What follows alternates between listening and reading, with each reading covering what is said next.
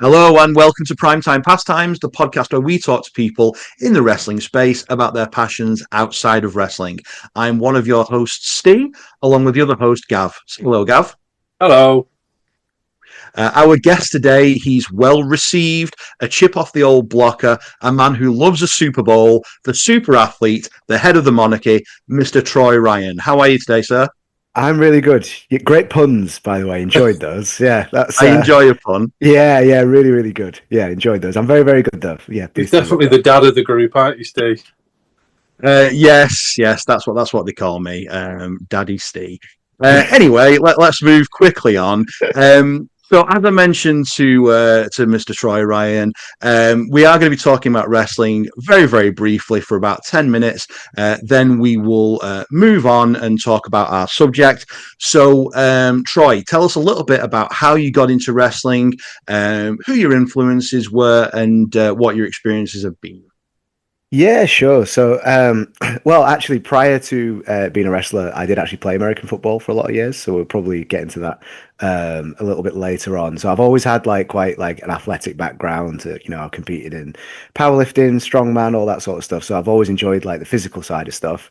I happened to get into wrestling by having the same day job as Ashton Smith. We just happened to work at the same agency, and he sort of recommended that I came down and gave it a go. So yeah, that was pretty much that. I met Anderson on my first ever session, and that's how the tag team came off the back of that. But yeah, influence wise, I've always enjoyed wrestling wise the more sort of bigger athletic powerhouse type of wrestlers. So if you've literally ever seen any match ever, the Steiner brothers, obviously top of that list. If you've ever seen any one of our matches, so yeah, the Steiner brothers, as for more singles wrestlers and stuff like that. Growing up, probably showing my age, but Batista was my favorite wrestler growing up as well. I think original run, sort of 2001 to 2004, Brock Lesnar as well. I think he looks like a man who's built in a lab. And to me, that's my favorite kind of wrestler, the one that you just look at and think you are a freak of nature. So, but yeah, that's kind of sort of how I got involved in wrestling and, the people that have influenced what I do in the ring most. So you focused on a lot of tag team wrestlings, and I know you've mentioned the Steiners. Is that particularly why you got into tag team matches, or was it you and Anderson Daniels just thought we were going to go at this together? Yeah, I didn't come into wrestling thinking I'm going to be a tag team wrestler, but it's literally a case of from our first session. I remember from the beginning, there's quite a few guys from our beginners class, Stephen Cross, Bryek Strong as well, that are still kind of still going strong themselves. But yeah, when I met Anderson and you see another sort of jacked up gym dude wearing an NFL shirt, I'm like, oh, we are the same person. So it became, we trained together every week, and obviously very quickly became our best mate. So I didn't come into wrestling thinking I'm going to be a tag team wrestler. But that just, yeah, it kind of came quite naturally to us, really. You're the surprised me because obviously, sorry. no, that's all right, Gav. You're going to say he's a natural athlete. You carry on down that. No, you're the most natural tag team I've ever seen, together. Yeah. It's just completely and utterly you two. I think just works. Yeah, so obviously he's literally, I saw him last night, he's literally my best friend outside the ring as well. And obviously, elephant in the room, he has retired due to injury, and that sucks. I don't even really want to talk about how much that sucks, but it sucks. But I've processed it, and we're, and he's still my best friend, and we all kind of move on from that. But I've had people say to me oh, you're gonna get a new tag partner or something like that, and it's absolutely not. Not just because because he just wants to see me do well, right? So he wouldn't mind. But like you say, that kind of chemistry, even if I started today. You can't train that. That's just something that you've got or you've not. So if I were to want to do another team, it would just be a pale imitation of what's come before, really. But that's it. It is that natural kind of chemistry because we're just ourselves, just being idiots, messing about and stuff. So yeah, you can't train that. I'm really surprised because obviously I've known you for a little while now. We've had car trips. We've been backstage. I thought you and Anderson Daniels were friends before wrestling because the chemistry was there so much. I'm shocked by that, to be quite honest with you. What's interesting And actually, Steve, is we did play. So he used to play American football as well, yeah, and we've actually played a game against each other, but before we knew each other. right. So that was maybe I want to say circa 2014, 15 kind of time. But yeah, like he won. But yeah, we our teams actually played against each other, and so we will have been on the field at the same time without knowing. And then I just find that crazy that when you look like 10 years later, everything we've done together, like that, we have met before without knowing. It's weird. I have this thing all the time where you could have walked past your future best friend and never know it. So it's weird to think about that sort of thing. So obviously you've got the sports science, you've got the powerlifting, you've got the American football. Has that helped you in wrestling, or is it a complete new skill set that you've had to use, had to learn regardless? I think so. I think like when I started, like the physical side of wrestling, I took to quite easily. But I'd never done anything that was like performance based before. I'd only ever played sports. So that's something that I sort of struggled with at the start. Whereas if it was like, if I was coached and taught, right, this is, do a flip or lift someone up or something, I could repeat that. That's fine. That makes sense to me, in terms of techniques, sets, reps, whatever. That all makes sense to me. But, like I did initially struggle with the sort of performance based aspect of wrestling. But that's what took a little longer to come for me rather than. But I think it definitely helps. I think a lot of people come into wrestling like either from a sports background and need to learn that, or they come in from like maybe like a performing arts background. And then maybe need to brush up on the physical side of stuff. So I think having a background in either helps. If you do both, then you've got a real head start. But I think a background in either of those things really helps. I think you're doing great with that. Because the performance that you see in the little gestures with you and your eyes and the way you wrench a hold, you really convey that well to the audience. So I'm quite surprised you've not had a performance art style background as well, really, because you have really taken to it quite well.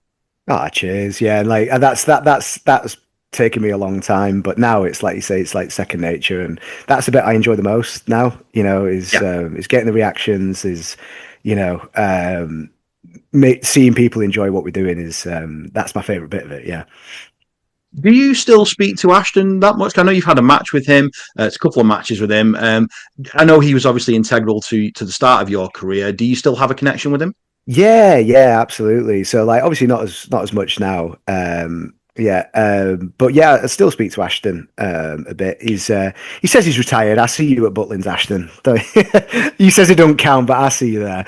But no, Ashton's been super cool. Like you say, he was instrumental in getting me into wrestling, and throughout for both Anderson and I, he's been super helpful over the years as well. And yeah, getting to wrestle him in his, I think it was his penultimate match actually. But I've wrestled him twice, and both times was a really cool experience as well. Like he couldn't be more of a pro. Yeah, I was there, so Of I course you were, remember that very yeah. well. Yeah, Yeah. yeah, yeah. Okay, so that's enough wrestling. Let's talk about our feelings now.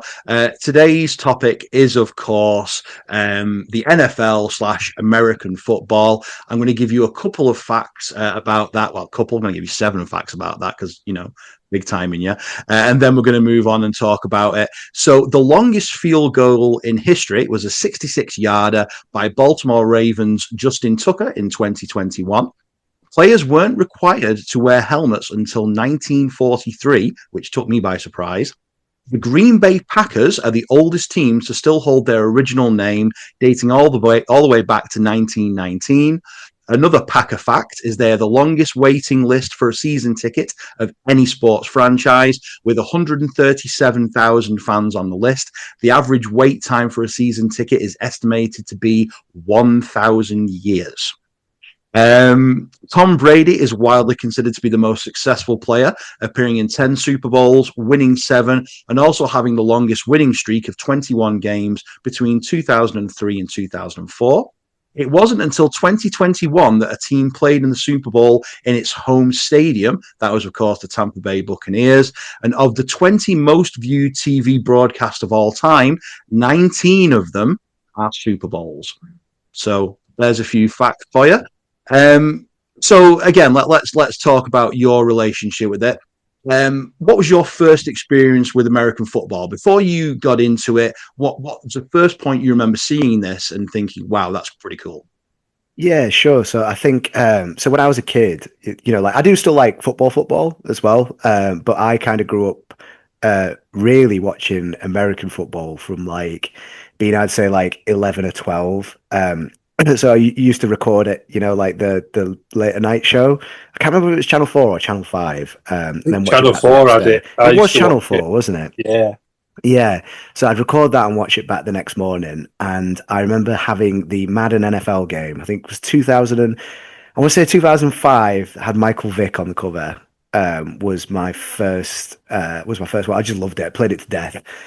Madden 05, 6, 7, and 8. I just played to absolute death. I just loved them. And yeah, it's like I kind of grew up watching it. So like my dad was quite into it when I was a kid as Right. well. So it's something that like like some people grown up and you kind of have a football team thrust on you or something like that. And that was it for me. So yeah, I've watched it since I was probably like 11, circa 11 or 12, really. And I remember staying up for my first Super Bowl I stayed up for was when it's the biggest one upset in history when the Giants beat the Patriots and the Patriots hadn't lost a match all season. So like that's when I like was like, wow, I adore this because it was like, your first like stay up late big sports experience and you've watched the biggest upset in a sports history and it was like the ultimate underdog story and stuff. Like you couldn't write what happened in that game. So yeah, I was kind of hooked from then, to be honest with you. And were you still a kid at that point? Sorry, I'm messing up the time frames. I'm not sure. Or were you an adult at that point?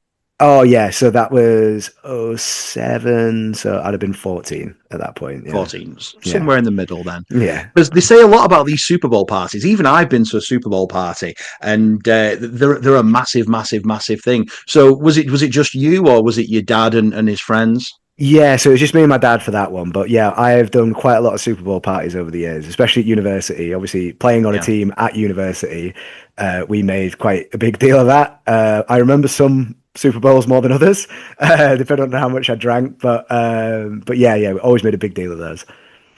They So last like what appeal? Go on. Sorry, they Gav. last a really long time, the games though, don't they? Yeah, they do. Yeah, and I think like I don't know if you've ever been to one of the games over here. My daughter Um, used to cheerlead for Widnes. oh yeah, So yeah, I've yeah, never seen a live game, and obviously she got on to cheerlead, so I went to watch it, yeah, and I learnt the rules while watching that game. So I yeah, didn't really sort of get it all, but seeing it live, I yeah. understood it. But yeah, it did. I think at least 3 or 4 hours we were in that stadium. Yeah, if you get a chance to go to one of the games over here, it's not it sounds daft because I think a lot of it ties into the games would go quicker, but there's a lot of adverts on American TV. Yeah, So what I like to watch it on a Sunday, it's called NFL RedZone, and essentially it's coverage of all of the games at once. So like something's happening over here, they take you over there. So like it's just constant. I just absorb sports. It's amazing. But if you go in person, it's like it sounds daft, but it's not just a game, it's like an experience. There's something going on all the time, and like when they are in like a TV commercial timeout or something like that, they've got some like mad acrobats come out, or they've got something's going on, cheerleading squads, or something mental's going on all the time. But yeah, they are quite long, and I think sometimes like I do struggle to just sit and watch a game, which is why I like to watch like the coverage of like the sort of multiple games. So like condensed highlights are amazing, and obviously if it's Super Bowl or something like that, or it's a big game, I'd like to watch that. But yeah, the red zone coverage is my favorite because there's just always something going on. You kind of keep informed. He's just scored, but they're about to kick a field goal. So that's how I prefer to watch it. How do you feel about all the interruptions? Because that's one thing that I took away from my experiences watching American football or trying to watch American football is that they Yeah. are very, very stop start. There's a lot of emphasis put on the halftime show and the individual bits. I mean, the cheerleaders. Is it the Dallas Cowboys that have got their own TV show? The TV show of Yeah, the yeah. cheerleaders. So it's a big thing. Are you just wanting to shut up, or are you okay watching the Yeah. the peripheral stuff as well. Am I okay watching the Dallas Cowboys cheerleaders? Not just the Dallas Cowboys cheerleaders. I mean, like, because also at Super Bowl Sunday they have all the movie trailers as well, don't they? Yeah, But what I mean people is, love the ads, don't they? And like the this cost is of what I'm it's saying. mental, isn't it? But I mean, when I played, I love the stop start. Give me more stop and less start. I'll give you a breather. But yeah, I think like the difference with it compared to a lot of like sort of quote unquote British sports, like your footballs, your rugbies, and stuff like that, is that they're in set plays. So like there is constant motion in a game of whether it's rugby. In fact, it's probably got the most parallels to rugby league, where you've got like your 6 tackles and everybody kicks on the last tackle. It's similar to the NFL. You've got your 4 downs, but if you've not made it, you punt on the 4th down. So it's probably most similar to league, and I love league. I also obviously I'm Northern, I grew up with league as well. But Yeah. In terms of like the stop start of it, it's the set plays. So like we decide before the ball snapped, are we going to run it? Are we going to pass it? And if you are a receiver, you've got to run a certain route. Don't matter if there's a guy stood there, you have to do that because it's your job to move him away and move someone else somewhere else. And so I think the attraction for it for me is because, as you can see behind me, like I love strategy games as well. I grew up playing a lot of what they call RTS, real time strategy games. I love making my brain work and stuff like that. So you've got the physicality of sports, but then like the smarts of in real time understanding what the other team are doing, trying to stop it and making a strategy around that. And it's kind of like you play Final Fantasy, the turn-based combat. It's similar to that we're going to set up and do our thing, you set up and do your thing, and it's your job to stop us, and vice versa. So like the stop-start nature of it is, I think it depends on the coverage. Like I say, if you watch RedZone, it just never stops. It's just constant sports, But yeah, I do understand why that is a barrier for people. Especially when you're accustomed to just like watching footy and stuff like that. But I would argue as well sometimes, like you watch a game of football, and how often is it just like, especially watch England, you just watch the 2 centre backs pass it between each other for like 3 minutes. You're like, well, fucking nothing's happened, does it? So, yeah. Well, like my understand why sport that's a is barrier. basketball. Yeah. My sport is basketball, and it was ruined for me a few years ago because people say, well, what are you watching the whole game for? Because you only really need to watch the last quarter. And I was like, you're right. Because it is so close. And basketball, they score too much, don't they? Right? They do too much. Yeah, exactly. Yeah. You watch certain other games, like you can watch a game of football that ends 0-0, but basketball is like 87-93 or something like that. And like I do have a real appreciation for basketball as well. Like one of my mates who I played with at uni, he also played basketball. He's excellent at both. So I've always had appreciation for basketball. I've just never quite got into it the same way. But playing it's still fun, but watching it has been ruined for me because of that. I never thought about it, but then when you do think about it, it all just like, it's kind of like you score, I score, you score, I score. Oh, we actually better lock in now because it's the 4th quarter. Yeah. Exactly that. So communication on the actual field, and I know we will come back to it. I know that you used to play as well and did it at uni. But just before we get into that, I've seen recently they started having communication via the actual helmets themselves. Which did you ever experience that, or is that new age tech for you? That is very new age tech. But it's only ever really the quarterback that has something in his ear. But yeah, like there's a lot of like communication on the field. Like if you set up, if you're the offense and you see, right, they're set up a certain way and you're like, oh, we can exploit this. You can, what you call an audible. So you say to this guy, like, you've probably got a hand signal or something like that, or a code word to be like, right, you were going to run up and in. Now, actually, I want you to run up and out because I've seen that there's something we can sort of exploit there. But for me, I think that'd be like information overload. If I've got in my head, right, this is what we're going to do. And I've got some guy sat on the sideline saying, actually, mate, like, maybe we need to do this. Like, I think that'd be too much. But yeah, it is the quarterback position it's insane. Like the amount no pun intended. It takes the ball out of the hands of the people that are playing it as well, because you've got the managers having almost too much control. Then in that case, if they've got a direct line to the quarterback, or am I off base with that? Yes and no. Like you've got like what you call offensive coordinators who will design the plays and stuff like that. But ultimately, like especially like a franchise quarterback, especially like a Patrick Mahomes or Tom Brady, obviously back in the day, but Josh Allen, someone like that. what you're paying them for. Do you know what I mean? Like they can and probably should overrule you if they see something that they like, or because they're the one that's kind of on the pitch. So you have coordinators that design the plays that are telling you what to do. But are you going to be the guy that's going to tell Patrick Mahomes, who signed a $500 million contract, actually, mate, you should do it this way? I would not be that guy. Yeah, I probably wouldn't.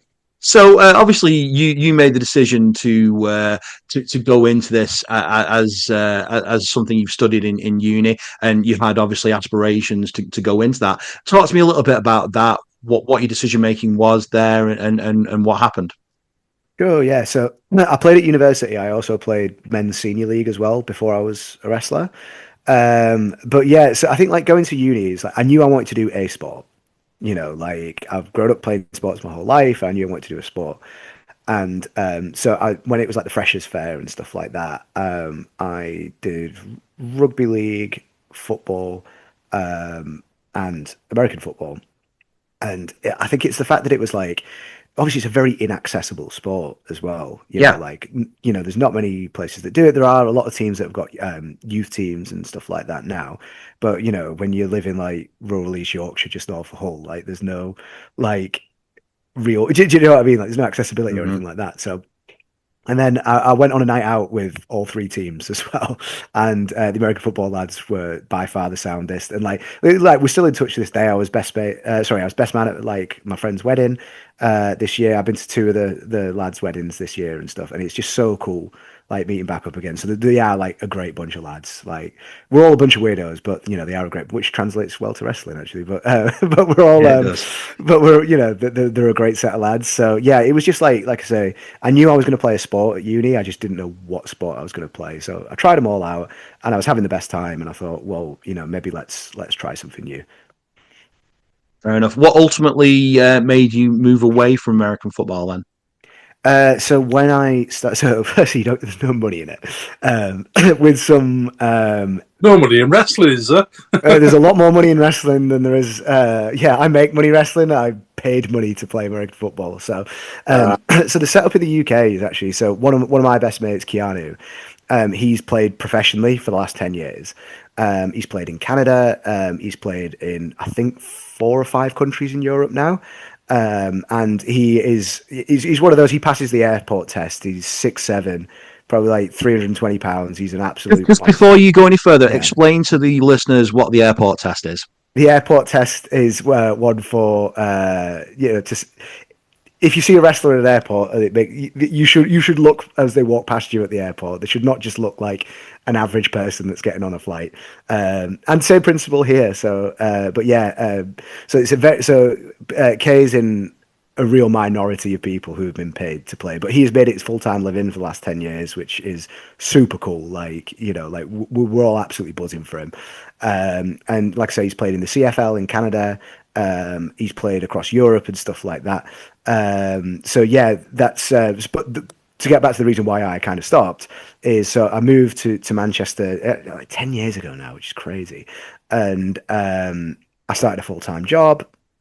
And obviously when I was a student and when I worked part-time, when I was doing my master's and my dissertation, I had loads of time to go to the gym. I had loads of time to play football. And, like if I had a tough game, I can wake up the next day, I'll maybe get up and leisurely get up at about 10 o'clock or something like that. When you've got a full-time day job and you're making ends meet and stuff like that, like you can't do that anymore. And there's so much travel, So I went to train with Manchester Titans.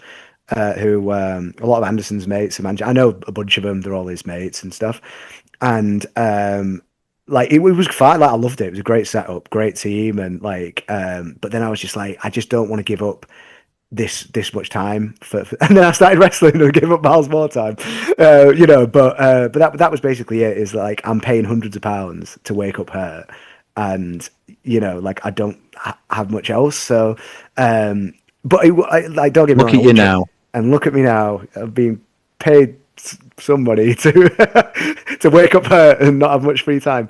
But nah, it's but I wouldn't change any of it for the world. It was such like a cool experience and stuff. But yeah, there's just in the UK, and the way that it's set up compared to like Europe. Like there are no professional players. If you are that standard, you go and play overseas basically. No, fair enough. So we talked about the razzmatazz of the halftime show. What's your opinion of the recent focus of Taylor Swift because of Travis Kelce? Has it brought positivity to the sport, or would you just rather she went away and she wasn't an emphasis? No, I think it's fine. You know, you're always it's like Posh and Becks, really. You know, it's literally like Posh and Becks. But yeah, it's one of those where like I did see a really funny tweet about it actually, where they said that the because you know the Swifties are quite passionate fan base. Let's put it that way. That like if Travis Kelce's got a bad game, like that they are going to become like tactical nouses and understand this so far of what's happening and why that's happened and how they should be getting in the ball. But no, I think it's only a good thing really. Like obviously in the States, like the NFL is massive anyway, whereas over here, I think Taylor Swift's a much bigger deal than the NFL. So like, I think it just gets more eyes in it and stuff like that. But I think in America, I don't think it's as big a deal over there because to them that it's like like the English Premier League and stuff. It is basically the equivalent of David Beckham and Posh Spice. So would you say people who are quite critical of it should shake it off? Yeah, that was. I'm so sorry. Yeah, that was low hanging fruit. That one, Steve. But yeah, well, you know me. That was a layup. That was a layup. Yeah, it was a big layup. That one. Yeah. Thank you for using the basketball terminology there, boys. Yeah. Do you remember the first game that you ever watched with your dad, or is it just blended into the background? I don't actually. I don't. I remember that Super Bowl. I remember the Giants Patriots Super Bowl. But I've watched quite a few games before that. I don't actually recall like what my first game was. But yeah, those are. I watched it like in the 80s. My dad used to watch it, and obviously it was on Channel 4 during the day. Yeah, and literally didn't understand a single thing of it. And he just all I remember is a guy called the Fridge. So Willie Perry, the Fridge. Yeah, that's all I was obsessed with. The guy as big as the Fridge. I think so that's the only reason why I watched it. From that era, everyone either liked the Chicago Bears, the Miami Dolphins. Yeah, Chicago. There you go, because the Fridge. Yeah, or the Miami Dolphins. You had everyone knows Dan Marino, and you had Ace Ventura. Who obviously, was like that was all set around the Miami Dolphins, wasn't it? So most people from that era like the Bears or the Dolphins, and I feel 49ers were quite big. Yeah, they won a lot with Joe Montana. Yeah. They won a lot. So I think 49ers, Bears and Dolphins. Whereas like this, like my era, everyone loved the Patriots because they just won all the time, you know. So it's like Patriots, Steelers and Packers, I think, are like kind of my era. And now it's like the Chiefs have kind of been the superpower. So like I think each era is I guess it's kind of like with football, isn't it? You know, like Man United were class for years, Liverpool were class before that, and then City are kind of like the new team. So you do kind of get these dynasties. Or the Dallas Cowboys as well were another big one. But yeah, you could kind of tell like the era that people watched it based on what team they support. Exactly the same with the NBA. That exactly the same. The Bulls in the people 90s, going in and out. Bulls is mid 90s, and the Heat, few years ago. The Heat was like Golden late State 90s, early. Golden State was a few years ago, really, with Steph Curry and everything. Basketball, but my introduction to American football, and you won't, but you might remember this, Gav, but you won't, Troy. Is they used to sell like bubble gum, and you used to get like a cardboard cutout of one of the helmets with the team on it. So I quite enjoyed learning about the teams before I ever actually watched it. But also the wooden shirts that they were wooden shirts as well. Yeah. We're too old, but yes, I know. That sounds mint. I wish you did stuff like that now. Yeah, that sounds mint. Yeah, but they also sold you cigarettes that were actually chocolate as well. So I think we're in the right. We're going forwards. We're not going backwards. Did you ever eat the paper on them though? I never used to. I remember those. I used to chew it through the paper. Yes, I did. I can't remember them. You're well too young. I remember Troy. chocolate What's cigarettes. going on? Absolutely. But like in the packets or just ones that you just get? Yeah. I remember them in the packets. Like the camel packets. That was it. Proper chocolate. Did your rugby mates not just convince you to eat a packet of cigarettes? That feels like something they would do. Yeah, no, that's probably why I didn't join the rugby team, to be fair, yeah. Well, I was going to ask you, what was their sort of response to you going the American route? Because I imagine that there's a little bit of banter there, a little bit of ridicule. Oh, they Oh, called you a wimp for wearing a all helmet. all the time. Yeah, it's rugby and pads, and Yeah. I think the thing is like, and I'm not gonna like I said, like I love rugby league and stuff like that. But if you actually see a lot of professional rugby players, they love the NFL. Like you ask them about you ask pro rugby players, and they absolutely adore it. But the difference is like in rugby, you tackle the man that's got the ball, right? And like you can only tackle him, and you can't. No one can like block for him. Whereas most of the bigger hits in American football are often people blocking. So we throw the ball to this guy, he's running with it, and all the big dudes they will block for him, push people out the way and stuff like that. And they've got a lot better with it recently, of obviously concussions and stuff like that. But like people get hit off the ball, they don't know it's coming and stuff like that. So like it's kind of a necessity, really. But that's the kind of difference in terms of like the physicality of it. It is very stop start, but it's quite high impact, and a lot of the bigger hits aren't just someone tackling the ball carrier; it's someone blocking. Like someone just gets absolutely nailed off the ball and stuff like that. So that's hence the need for the kit, really. So, but yeah, and I guess the other thing is that in rugby, like the where you tackle them doesn't necessarily matter.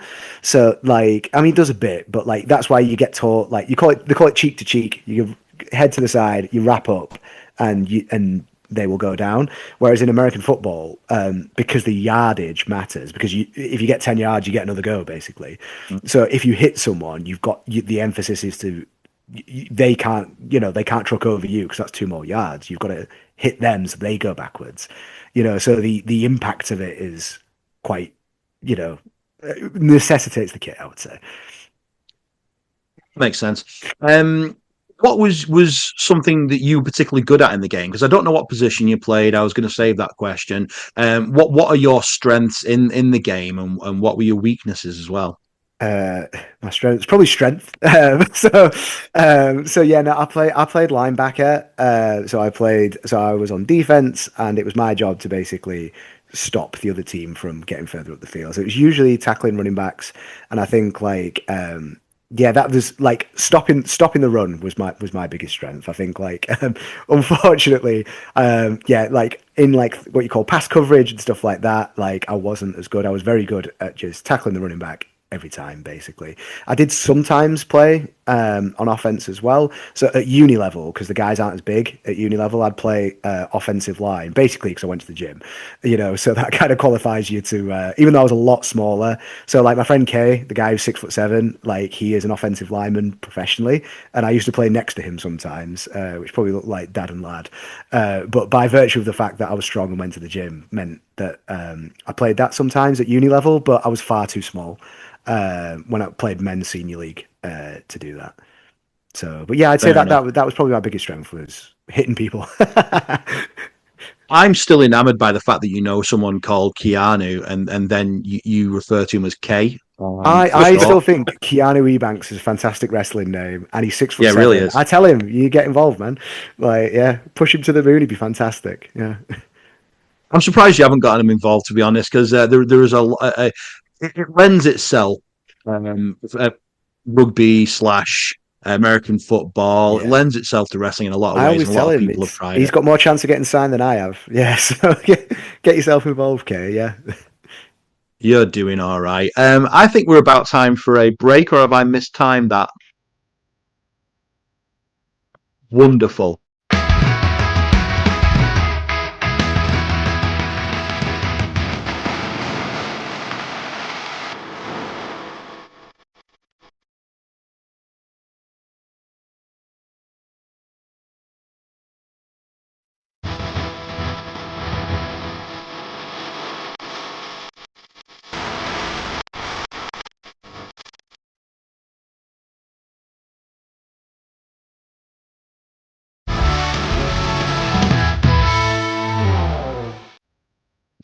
Thank you and welcome back. So we haven't talked about your favourite team. Would you like to explain who that is? Yeah, sure. So my favorite team, it's one of those where if I could pick again, I would absolutely pick a different team. But so my favorite team are the Cincinnati Bengals, and the reason being is when I started watching, my favorite player was a guy called Chad Johnson. He also called himself Ocho Cinco because he wore 85. And he's class. Like, he's one of those where, like if you grew up watching like football in like the 90s and stuff. You had like your Paul Gascoignes or even more recently, you like your Zlatan Ibrahimovic's, like you guys that are like proper characters that are either going to turn up and be rubbish or just make everyone else look absolutely stupid. Like, and that was Chad Johnson. Like he would just talk so much shit, wind everybody up. And he was class. He was like a proper pro wrestling terms, he was like the equivalent of like an MJF. He was like a proper, you know, if he's on your team, you'll love him. If he's against your team, you absolutely despise him. And he was a huge personality. So he was my favorite player, and he played for the Bengals for all but 1 year of his career, actually. And the team was just like. Yeah, they were quite cool. Like the helmets had tiger print on, and I was like, yeah, I'm kind of. And they were sort of on the up at that point, and I was like, do you know what? Yeah, I'm in on this because I feel like, and nobody supports them. Everyone supports, like I say, the Patriots. Oh, you watch your team win 5 Super Bowls, nice one, mate. I was like, yeah, cool. We'll kind of give this a go. And it's been nothing but misery since. So yeah, if I was to go Those back, I would helmets are probably. cool, though. They are pretty Those cool. helmets are Yeah. cool. Yeah. I got to the Super Bowl 3 years ago, and it was just Yeah, I made a note of agonizing. it somewhere. It was just agonizing to watch. Um, yeah, and now it's like I had such high expectations at the start of this season as well, and it's Could been be worse. rubbish. Could be the Lee Leopards. Lee Leopard's Don't you pretty ever good, go you know. to Don't you ever go to the Yeah, Lee Leopards because Oh, that's where I'm God. from, you know. I was gonna say Them Lee Leopards. shirts are horrible. I Yeah, cannot stand their shirts. they're not bad for a bus stop in Wigan, are they? So. Yeah. I'm not gonna go into this because I'll upset too many of my friends. Um, so how much of a dynamic has that caused with your dad then? Because I'm guessing he didn't support the same team or No, no. Again, of that era, he supports the Miami Dolphins. yeah. And yeah, like I think like through like my years where I lived at home, like both teams were kind of crap. So, there was no there's no issue there. It's not like one team's absolutely smoking the other. So yeah.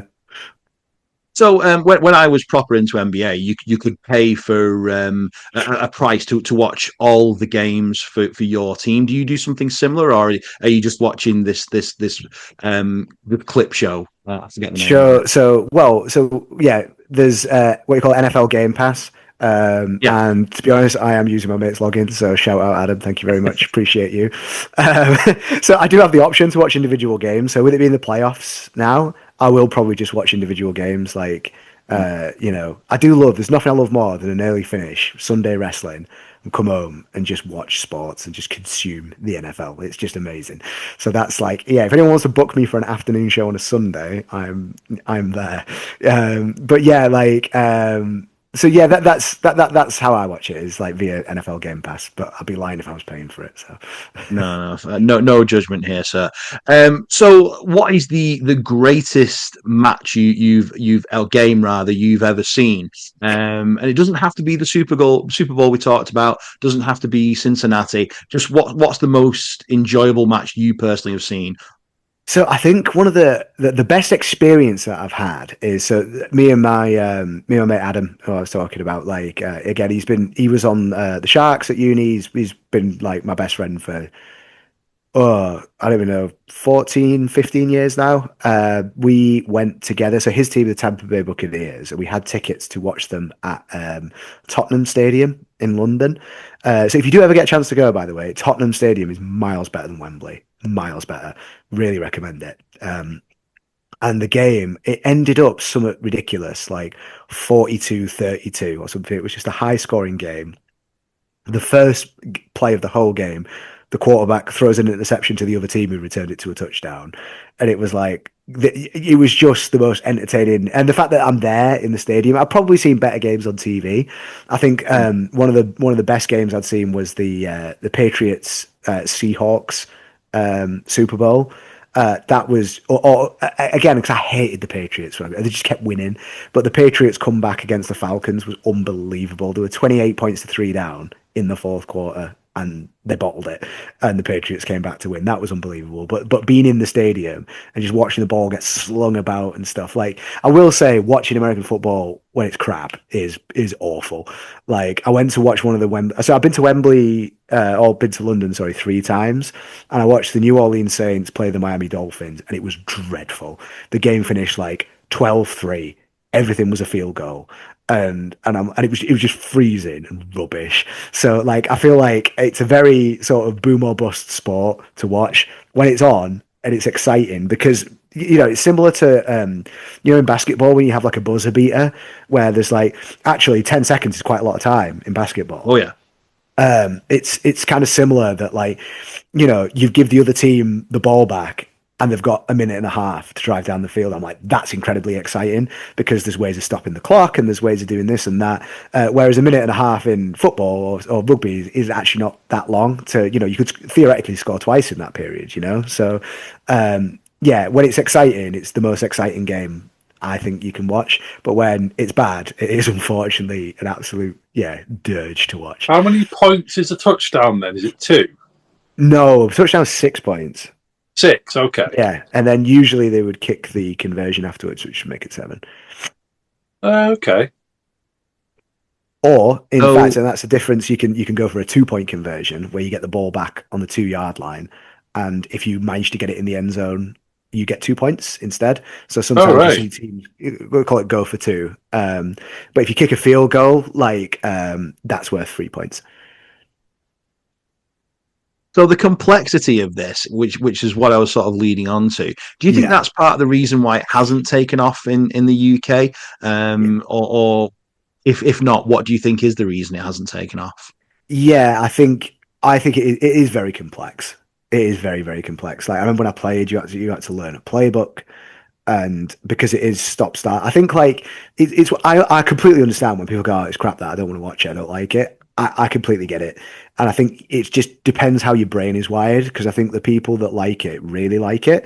And like I say, if you're in America, it's an institution, isn't it? Like, high school games get tens of thousands of people watching them, like college football, the Rose Bowl, 80,000 plus people going to watch that. And these are not even professional players, so it's like an institution over there. It's part of their way of life. But I think over here, the people that like it really like it. And I think if your brain is wired a certain way and you appreciate the, like I say, for me, it's the physicality of all these sports, but the tactical nous of, like I say, I love playing my games and stuff like that as well. So that's sort of how I appreciate it. But I think if, I completely get why, if you love football, you love rugby and things going on, like, it's just, it's not very British in that sense. Do you know what I mean? So, like, I think it is popular, but it's never going to be, like, it's never going to crack that upper thing of sports in this country. Upper echelon. Is it because it is so ingrained in America? Because obviously, much like basketball, the focus on college ball is ridiculous, and some have said detrimental, because of how much they try and get the particular college students to come to their establishment. So there's been movies about it. There's trying to say, oh, we'll pay your family a large amount to come over and play for us, but we can't actually give you any money. That seems like it's not going anywhere. That whole issue. So the stuff, because I think, so I can't quite remember what, but something's changed quite recently with college ball, where you're allowed, like, some sort of endorsements and stuff like that. Because there's a player called Reggie Bush. I don't know if you've ever heard of Reggie Bush, but he was in, like, rings a bell. Yeah, probably know him because he used to date Kim Kardashian. That's why most people know him. But I'm a massive Kim Kardashian fan. There you go. Yeah. So Reggie Bush. So there's an award in college called the Heisman Trophy, and that's the best college player. And Reggie Bush won the Heisman, but he was accepting endorsements for, like, but it wasn't even that much money. Do you know what I mean? Like, especially not what he went on to earn in the NFL. And they took it off him because it's like not in keeping with the spirit of the sport or whatever. They stripped him of his. This may hygiene be and- why I know about him, to be honest, because I do remember reading about this. Yeah, that's it. And so like, but they're changing the ruling quite recently. But what you got to remember is like, in terms of, and this is what I think is quite cool, but also would just never work because football is a global game. It would never ever work in football because, you know, like there's a salary cap where you need to decide. So it's not just who's got the, you know, like a team like Man City used to be bad, but now they're really good because they've got a load of money. You could never have that in the NFL because every team's got the same salary cap and it's your choice where you spend it. So like the Cleveland Browns, for example, gave a massive, massive fully guaranteed contract to a quarterback called Deshaun Watson, who is like the third highest paid player in the league. And he's rubbish and he's been injured for 2 years. And that's just, well, tough. You've got to pay this man and, you know, you need to work around that. But the way that it works with the collegiate and the draft system, it's obviously the same as the NBA, is that the team that finished last gets the first pick. So that would be the equivalent of who's last Wolves in the Premier League, because there's no relegation, would get first dibs on the best young player that's coming through. So, you know, they would get whatever he's called, like Arsenal, you know, like a Nwaneri or someone like that. You would get him, you know, so like, and you could trade picks, but no money ever changes hands. Like in football, it's like, I'm going to bid 10 million for your player. It doesn't work like that in the NFL. It's like that you could take on another player's contract. So if you've kind of overpaid a receiver, you're like, oh God, I'm paying him too much money. But another team desperately needs a receiver. You might trade him and you're like, okay, well, you give me your second round pick next year and you have him in his contract. Like those contracts are like, you have to pay it out basically. It doesn't matter kind of who you play for. And there was like, I can't remember who it was. Whether it was Joe Flacco or someone like that. But yeah, Joe Flacco this year played for the Bengals and he got traded because Joe Burrow, who's the Bengals quarterback, got injured for most of the season. And the Browns, who traded him, were paying more of his salary than the team he was actually paying for, which is crazy. But that idea of a salary cap so every team has the same money to spend, and the idea that the worst placed team gets the theoretically best collegiate player makes it the so ebbs and flows. Yeah, exactly. So it doesn't always work out that way because like the Browns have sucked for like 40 years, and they've had a lot of first overall picks. But the idea is that it kind of, you know, it's not just like, oh, who's got the most money or whatever. But I that think could never work in rugby football. league does the same thing. Yeah, They it have does. a salary cap. They do have a salary cap, but that's why you find that a lot of the best Super League players will go to the NRL. Because they don't have the same caps. It's the same when they tried to introduce it in football in like the 70s and 80s. And that's when you had like John Charles went to play for Juventus, Kevin Keegan went to play in Hamburg and stuff. Because, you know, if you're like, right, this is the maximum you can pay a player, but, you know, AC Milan go, well, we'll pay you. Because it's a global game, you can't, you could never introduce that into football. It just never work. I know they've got like the PFA fair play stuff now, but it doesn't really work, does it? Yeah. But yeah, so that I kind of like that idea of it, that it's, you know, you've got to be quite everything's strategic, you know, in like your drafting and your contracts. Just fairer. Like that. Just feels like a fairer game. Everyone's got a shot. Yeah, I think the only thing that is a bit naff is some teams would do what you call tanking, where they're like, right, we know we're not going to make the playoffs, so I would not say, no players ever play to lose because your livelihood's on the line, you know. But they might sit a quarterback who's a superstar for the rest of the season because we can't make the playoffs. There's no point, and if we lose every game, we get the first overall pick. And if there's like a generational talent, that's on the up. They're like, oh, you know, you're in a position where the fans might actually want to lose a game because that means they get the first pick rather than the second pick, you know? That's quite interesting, though, actually, just to orchestrate a lose. yeah. Like I said, the players would never, ever, like, purposely lose a game because, you know, like, you are literally playing for your livelihood. And if, you know, if you're the guy that sucks, you're going to get cut so that they could sign this new guy. So, but yeah, I think the fans sometimes definitely want to lose games for sure. Yeah. I think I don't like understand these things, but I find with American football fans tend to be like you were saying before, Troy. They seem a lot more tactical. Like when you hear fans shouting at a TV, when you hear football fans over here, they're literally just shouting insults at people, calling them rubbish or whatever. Yeah. Like, whereas when you hear American football fans, they're shouting what they think the next play should be, or things like it. You do get that tactical sense from everyone. It's not just the players on the field. Yeah, I think there's like for the most part quite like a deep level of understanding of what's going on, and everyone's got their own opinion on what they should be doing. But yeah, no, I completely agree with that. But the managers have. I'm really glad. Oh, go up. No, you go ahead. It's fine. The playbook, obviously, in Waterboy. Yeah. Are they a real the playbooks like a guarded? Yeah. So what you'll see on the like on TV is when they've got like the headphones on, like basically like how I am now. They'll have the thing like that, and they'll talk like that, so that the other team can't lip read them. So like, because what you might get is, I don't know, it's the Steelers versus the Packers or whatever, and the Packers have signed a guy who used to play for the Steelers at the start of the season, so he knows.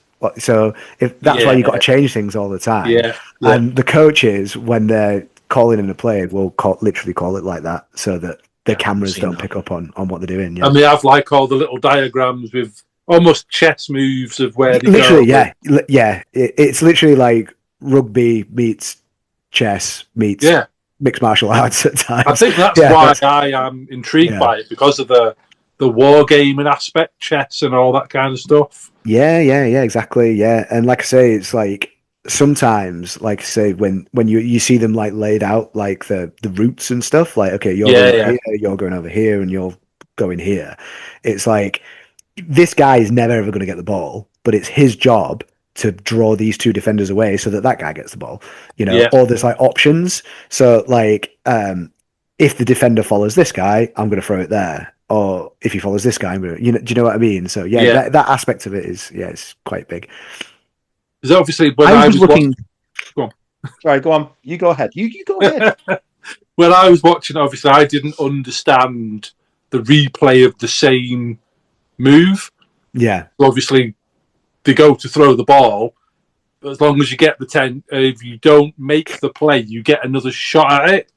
Yeah. So basically how it works is you've got 4 downs, they call them, but 4 attempts to get 10 yards. And if you get 10 yards, you get another 4 downs. Yeah. So like, you never have to give up the ball, do you? You can keep going as long as you get it. Yeah, exactly. Yeah. So until you get, obviously, the goal line, it would then be first a goal rather than, So like, if you give the running back the ball on first down, he runs for 5 yards and gets tackled, it's now 2nd and 5 because it's your second attempt and you've got 5 yards to go. But what they usually do, or if you're on 4th and you're in your own half, you'd probably punt it away to the other team, because if they stop you, then they get the ball back there. So field position really matters. So if it's 4th and 1, you might have a think about it, but if you're in your own half and it's 4th and 10, you better kick that ball up the other side of the field. Otherwise, the other team are getting the ball in really good field position. Yeah. So, what were you going to say, Steve? No, I was I know very little about this, so I was intensively listening earlier. But then you might have seen me sort of looking at my phone, and the reason I was doing that was because when you were talking about tanking a game, I was like, I'm sure there's a film based on this.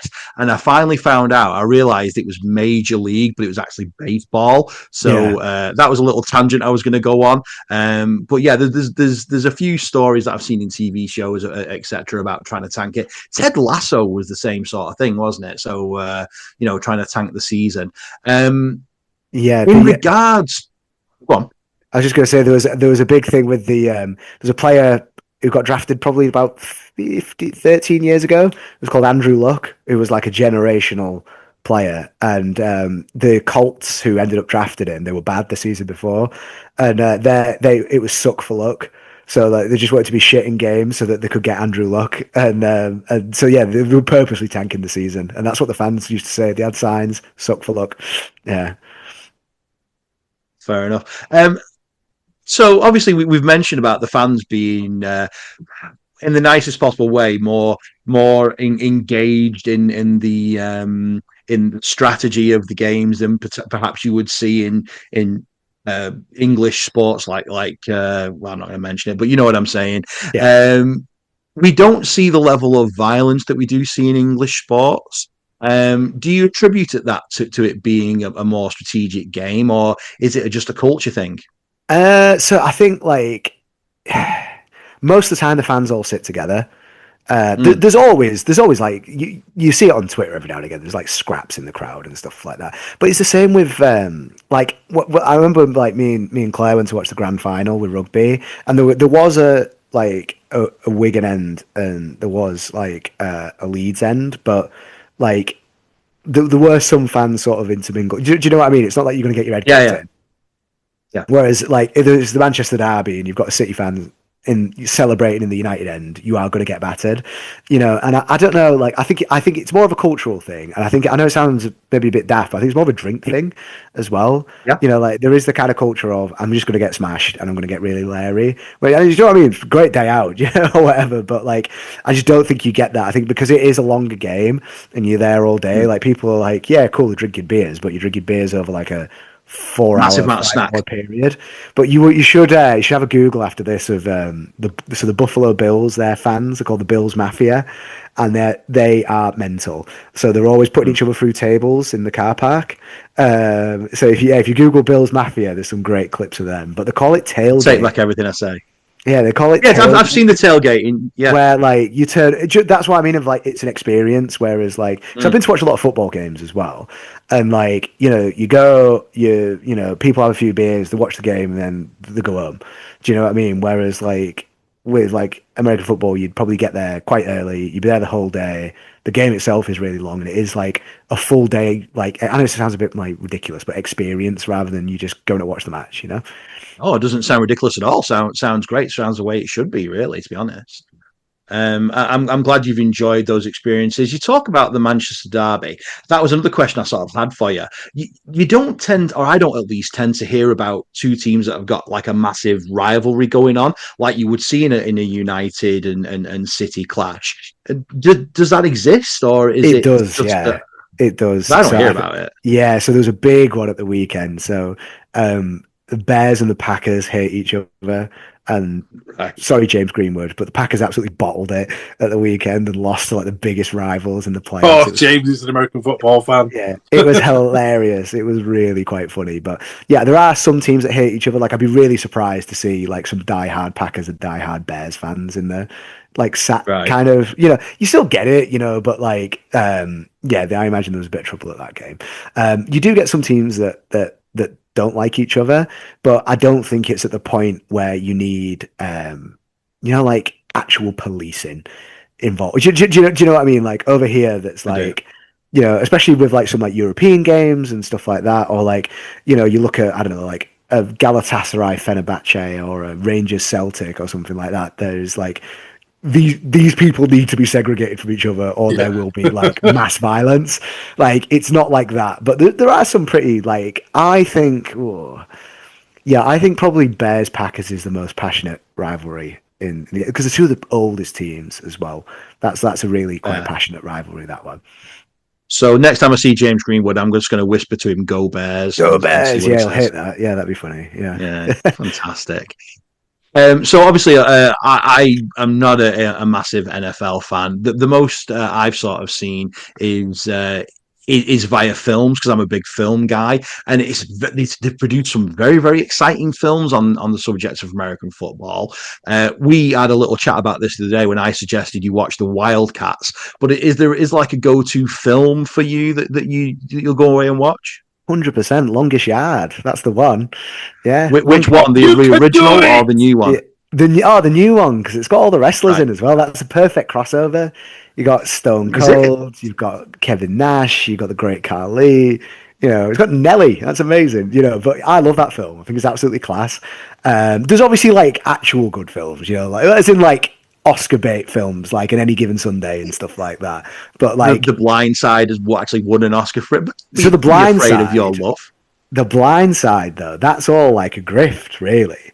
Like it's like a bit like the guy that it's Michael Oher who it's based on hates it. He's like, this is all a lie. You've exploited me.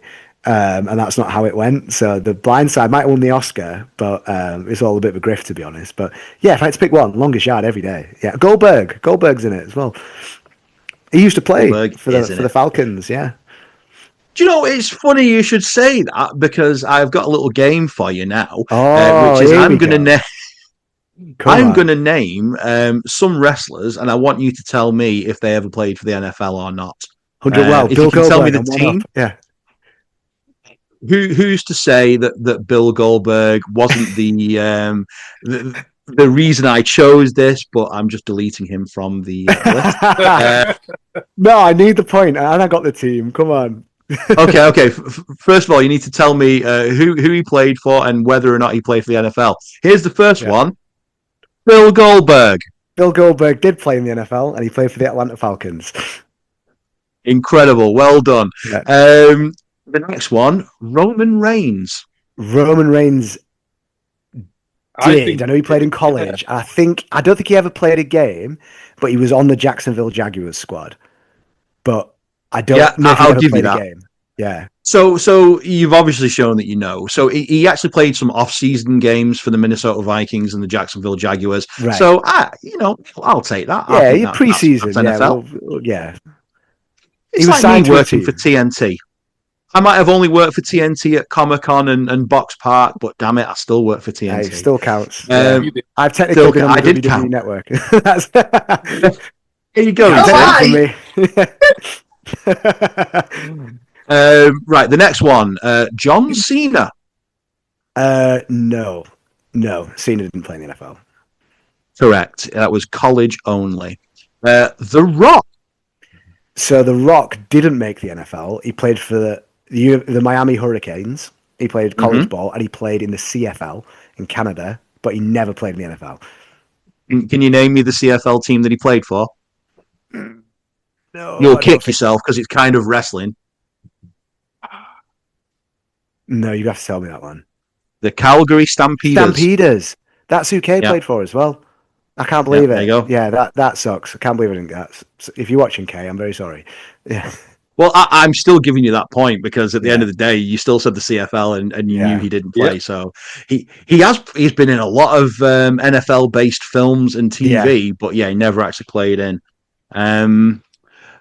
Ron Simmons, a personal favorite of yours. I think Ron Simmons played for the LA Rams. I'm gonna say Ron Simmons played for the LA Rams. It would have been LA Rams at the time. Yeah. But you think he did play in the NFL and you think it was for the LA Rams? I'm going to say yeah. He did play, but it was for the Cleveland Browns. The Browns? Was it the Browns? Okay. Don't know where I've got that from. Damn. Baron Corbin. Baron Corbin, I know, played for the Arizona Cardinals. I know that. Okay. That one I do know. Last one. Brian Pillman. Brian Pillman played for the Bengals. He played center. Yes, he did. He played center for the Bengals. Yeah, he was actually quite small for a center as well, but he did play. Yeah. I saved that one till last because he even wears the Bengal striped tights as well. Yeah, that's it. Yeah. Moxley's a big Bengals fan, you know.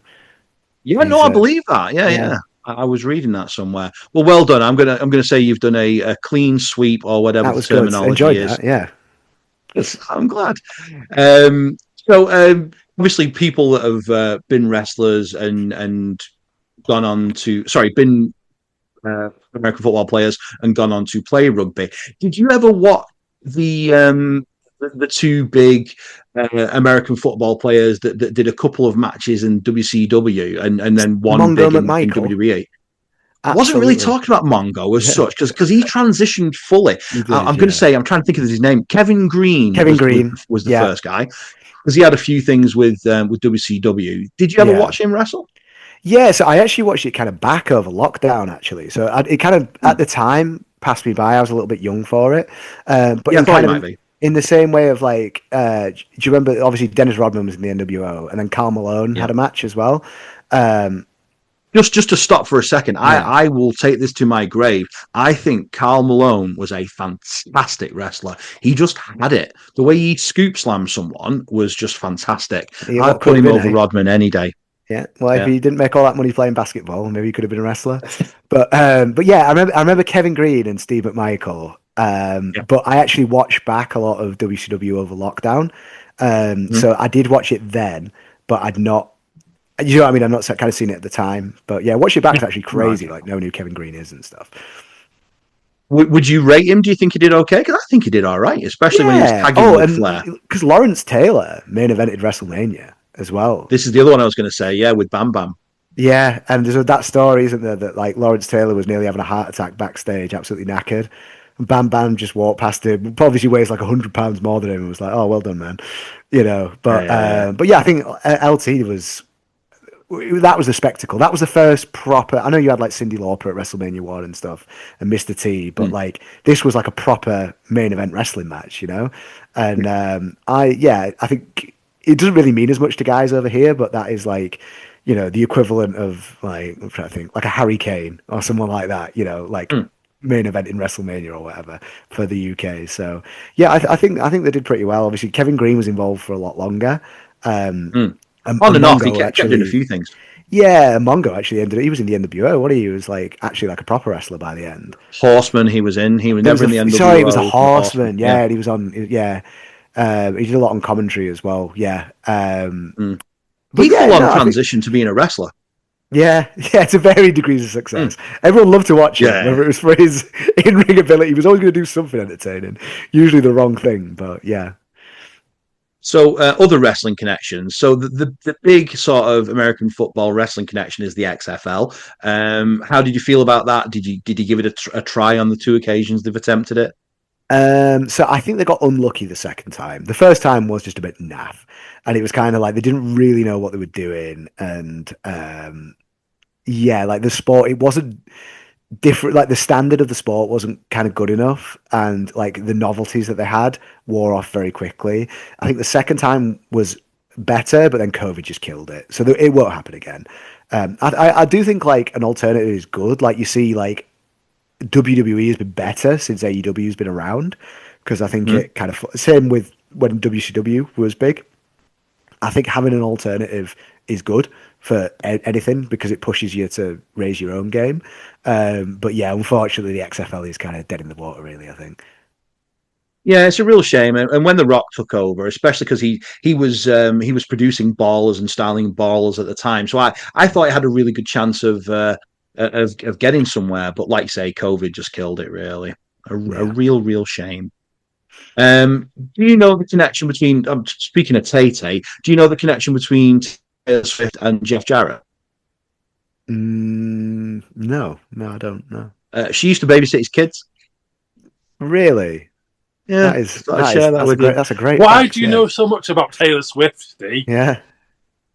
I can't think of another Taylor Swift pun, so I'll swiftly move on. Sorry about that. Right, I think I've pretty much come to the end of my line of questioning because I don't know much about American football. I'm just happy that you're happy with it. Gav, have you got anything else that you want to ask? No, that was really good, actually. I've learned quite a lot on that one. So I too have learned quite a lot. And I really hope that you watch Wildcats at some point and let me know what you think about it. But before then, tell us where to find you on socials. Yeah, no worries. I am Troy Ryan PW on Instagram and Twitter. Wonderful. Thank you very, very much for talking all things NFL. And again, if anyone wants to talk about their passions outside of wrestling, please let us know. Otherwise, thank you very much for joining us and have a good day or evening, depending on when you listen to this. That was great. Thanks. Cheers. See you later. Thank you.